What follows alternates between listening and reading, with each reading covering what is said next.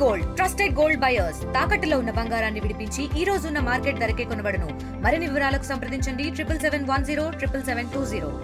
మంత్రి సత్యకుమార్ ఉన్నారు మాట్లాడుతూ ఈరోజు బీవీఎన్ మాధవ్ బాధ్యతలు తీసుకున్నారు. సార్, కొత్త అధ్యక్షుడు మాధవ్ గారు ఈరోజు రావడం జరిగింది. ఎలా ఉండబోతుంది రాబోయే రోజుల్లో పార్టీకి సంబంధించి? ఖచ్చితంగా పార్టీకి ఎవరు అధ్యక్షులు వచ్చినా పార్టీ సిద్ధాంతానికి నిబద్ధత చిత్తశుద్ధితో పనిచేస్తారు, లోబడి పనిచేస్తారు. కాబట్టి మాధవ్ గారు కూడా అదే దూరంలో పోతారు, పార్టీని పెంచడానికి ప్రయత్నం చేస్తారు. అయితే గతంలో పరిస్థితులు వేరు, ఇప్పుడు పరిస్థితులు వేరు. మనం సంకీర్ణ ప్రభుత్వంలో ఉన్నప్పటికీ కూడా ఇక్కడ ఏంటంటే రాష్ట్రంలో వ్యాక్యూమ్ ఉంది, శూన్యత ఉంది. దాదాపు మన కుటుంబ ప్రభుత్వానికి 57% ఓట్లు వచ్చాయి, 43% ఇంకా శూన్యత ఉంది. దాంట్లోకి వెళ్ళడానికి ఒక నిర్మాణాత్మక పాత్ర పోషిస్తూ, సంకీర్ణ ధర్మాన్ని పాటిస్తూ, మిత్రధర్మాన్ని కూడా పాటిస్తూ, ఒక నిర్మాణాత్మకంగా ఒక రాజకీయ పార్టీ ఏ రకంగా విస్తరించాలనో భౌగోళికంగా కానీ అన్ని వర్గాల్లోకి విస్తరించే పని మాధవ్ గారు ఖచ్చితంగా చేయలేరు. ఎందుకంటే మాధవ్ గారు సుదీర్ఘ రాజకీయ అనుభవం ఉంది. చిన్ననాటి నుంచి విద్యార్థి పరిషత్ నుంచి రాష్ట్రీయ స్వయం సేవక కార్యకర్తగా కానీ అనేక చోట్ల అనేక రాష్ట్రాల్లో పనిచేసిన అనుభవం ఉంది. ఆ అనుభవం ఖచ్చితంగా పార్టీ శ్రేణుల్లో నూతన ఉత్తేజాన్ని నింపడానికి ఉపయోగపడుతుంది.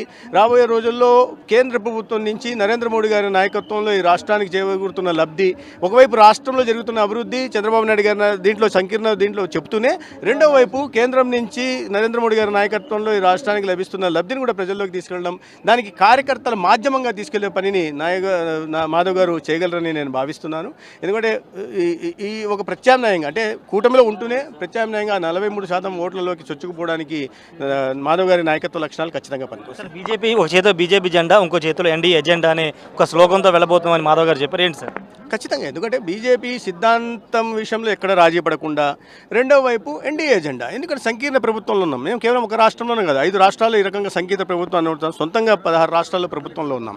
అయితే ఈ సంకీర్ణ ధర్మానికి లోబడి పనిచేస్తూ, మిత్రధర్మానికి చెప్పాను, ఒకవైపు పార్టీ సిద్ధాంతము ఆ జెండా, కాషాయ జెండా, రెండో వైపు మిత్రధర్మాన్ని పాటిస్తూ ఆ శూన్యతలోకి పార్టీని విస్తరింపజేయడానికి ప్రయత్నం చేస్తాం. ఫైనల్గా కూటమి అంటే బీజేపీ వల్ల కూటమి ప్రభుత్వం అధికారంలోకి వచ్చింది. ఇందాక ఆదినారాయణ గారు, విష్ణుకుమార్ రాజు గారు ఏం చెప్తారు సార్?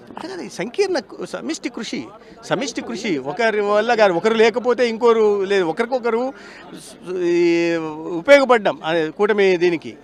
కాబట్టి కూటమి పూర్తిగా ప్రజల విజయం, కూటమి విజయం, ప్రజల విజయం. ప్రజలు విశ్వసించారు, ఒక అటవిక పాలన నుంచి రాష్ట్రాన్ని విముక్తి కలిగించాలని చూశారు. అటవిక రాజ్య పాలన చేస్తున్న పార్టీని భూస్థాపితం చేయాలని వారు చేశారు. కాబట్టి వాళ్ళకి ప్రత్యామ్నాయంగా ఒకవైపు నరేంద్ర మోడీ గారి నాయకత్వంలో దేశంలో జరుగుతున్న అభివృద్ధి, రెండో వైపు ఇక్కడ రాష్ట్రంలో చంద్రబాబు నాయుడు గారి దార్శనికత, మూడో వైపు పవన్ కళ్యాణ్ గారి ప్రజాదరణ, ఇవన్నీ ఒకదానికి ఒకటి కలిసి వచ్చాయి. అభివృద్ధి, సంక్షేమము, తర్వాత ఇక్కడ నాయకత్వ లక్షణాలు, ప్రజాదరణ, ఇవన్నీ కలిసి రావడం వల్ల ప్రజలు నాయకత్వం పట్ల విశ్వసించారు కాబట్టి పట్టం కట్టారు. భవిష్యత్తులో కూడా దీన్ని కొనసాగిస్తాం.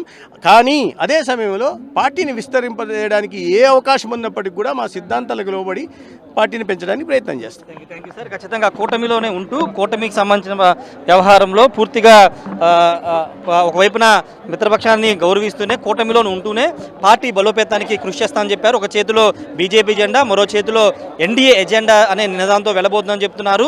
వైసీపీకి ఉన్నటువంటి ఓటు బ్యాంక్ని ఏ విధంగా చీల్చాలి, ఆ 43% సంబంధించినటువంటి ఓట్ షేర్ని ఏ విధంగా తీసుకోవాలి అంశాల మీద ఫోకస్ పెడతామని చెప్తున్నారు. ఖచ్చితంగా సమిష్టి కృషి వల్లే సంకీర్ణ ప్రభుత్వం ఏర్పాటు అయిందని చెప్తున్నారు. అటు చంద్రబాబు, పవన్ కళ్యాణ్, నరేంద్ర మోడీ విజన్ వల్ల, వాళ్ళ యొక్క ముందు చూపు ఆలోచన వల్ల ఈరోజు కూటమి అధికారంలో ఉందని మంత్రి సత్యకుమార్ చెప్తున్నారు. Camera person ప్రసాద్తో Rayesh RTV, Vijayawada నుండి. ఇండియా పాకిస్తాన్ తాజా అప్డేట్స్ కోసం డౌన్లోడ్ చేసుకోండి RTV లైవ్ యాప్.